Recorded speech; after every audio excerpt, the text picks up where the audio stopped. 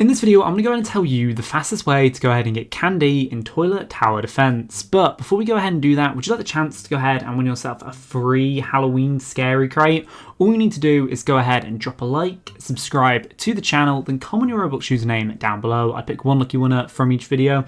Anyway guys, without further ado, let's get on with the video. Okay, so there's multiple ways to go ahead and make candy in Toilet Tower Defense. Some ways are definitely a lot more effective than others, but actually you can go ahead and do a good mix of them to go ahead and make a lot of candy.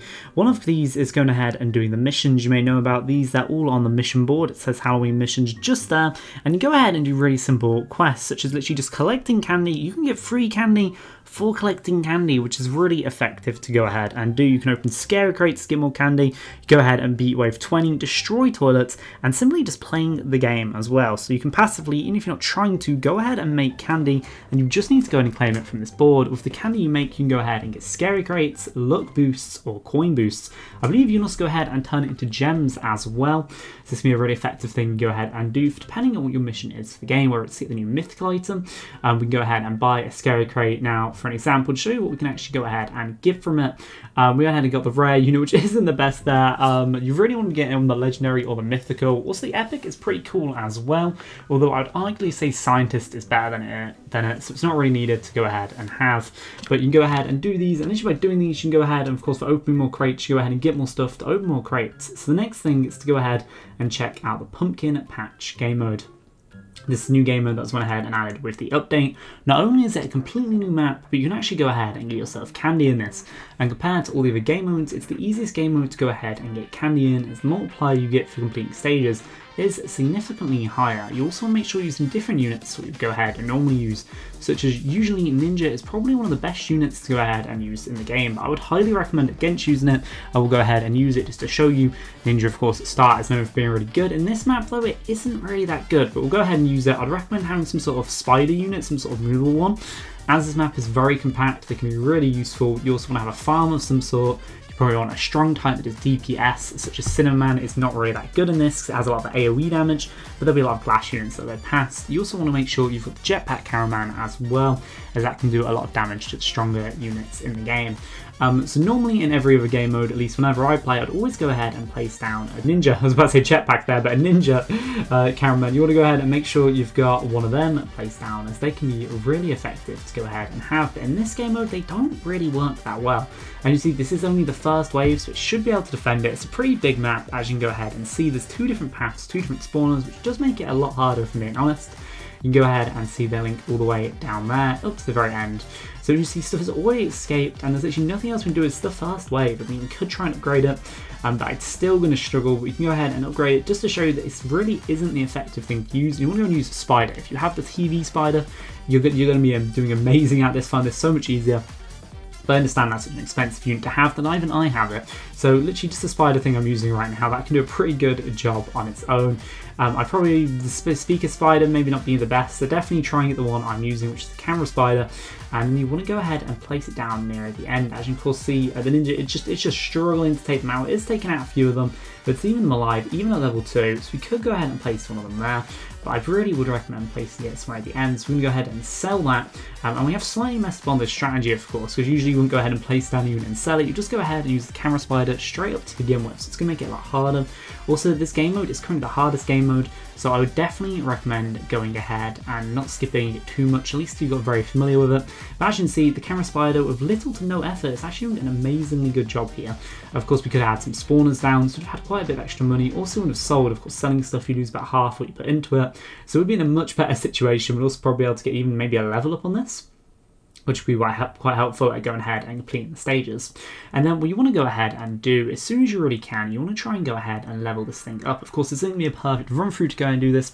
This is going to be showing you a general strategy you can go ahead and use, and you can customize it to work the way you want it to work. If you want me to go and do a full video on that, tell me down below in the comments, and I go ahead and actually make a video on how to beat this. But this is more just showing you how to go ahead and really survive it, and you can go ahead and make yourself some currency from going ahead and playing. But the main thing I'm actually trying to do is do the quests, and you can see a lot of small units spawn in on the earlier stages. On the later stages, you get the big boss ones, which you don't actually get as much for beating them, such as you get the rewards for eliminating different units. So it's really good to go ahead and actually do the earlier stages a bit. You'll make sure you've got some farms down. It's not going to be a perfect run, and you do want to make sure you are working towards getting a Titan, but you don't actually need a Titan. You can just go ahead and use camera spider and jetpacks. I think actually in this run through, I forgot to go ahead and use a jetpack, so it ended much earlier than it needed to go ahead and do. We could have done this so much better, but this is just a good example of how well they do it. Of course, these are going to escape past when I've placed another one down. If you do need to place one down, place it with it. Usually you should hopefully be in a position where you're not needing to go ahead and place it down. I should have gone ahead and done the earlier stages much better. As you see though, it isn't actually fast enough. It's kind of funny to see it as running after them, but you want to go ahead and get some jetpacks down as well. And when you want to put the jetpacks through in just a second, till that we're going to have to go place some more of these down. Usually you would not be in this situation, although stages are very hard to do. Play around with it there. I'd also probably recommend using scientists because it's just a cheaper version of the pumpkin farmer thing. But if you don't know, the pumpkin patch is a really good unit to go ahead and use if you can max out. Before it's maxed out, it actually takes like 20 turns, I think, at one point to go make profit on it. So it's not really worth it. We'll get another one down, though, is what we are using just for the sake of this. And it's the whole point is to show you how to go ahead and make candy as fast as you can. Of course, you see the bosses easily made it past that, or the dual claw toilets, and they're actually bosses, but they clearly have a lot more health. I mean, with 3 of these down, they are doing damage, not going to have to eliminate it. You want to make sure you go ahead and get a jetpack down. And you also want to go ahead and make sure you shield their jetpack, which is another thing I forgot to do in this recording. You want to go and block that with your scientists, because jetpack is going to get stunned a lot. Some of these units, just the claw units, which spawn in a lot on the later stages, are going to go ahead and stun your jetpack. And you see loads of stuff is escaping past, which definitely isn't the best. So you'll need to go ahead and get some more stuff placed down. Of course, as usual, I'll probably not recommend getting more than 1 or 2, probably no more than 2 camera spiders down, because they will go ahead and, of course, you level it up, they do just get better. And you don't need to work on them the whole time. I'll definitely recommend when you've got about 1 camera spider leveled up, try and go ahead and focus on getting a Titan down. This can either be the speakermen, or it can go ahead and be the UTC. You really want to avoid using cameraman, which isn't something I usually recommend, as I do think cameraman is usually the best, but just from this map, from my experience on it, it doesn't really work that well. As you see, these guys just instantly getting stunned.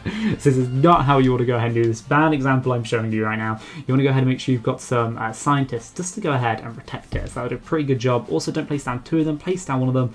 And I think you want to level up to level 4. Because before that, it goes to like 4,000 to level up, and you don't actually want to level it up at the start. You want to probably focus on getting another one there. But as you see, this unit is definitely going to go ahead and make it past.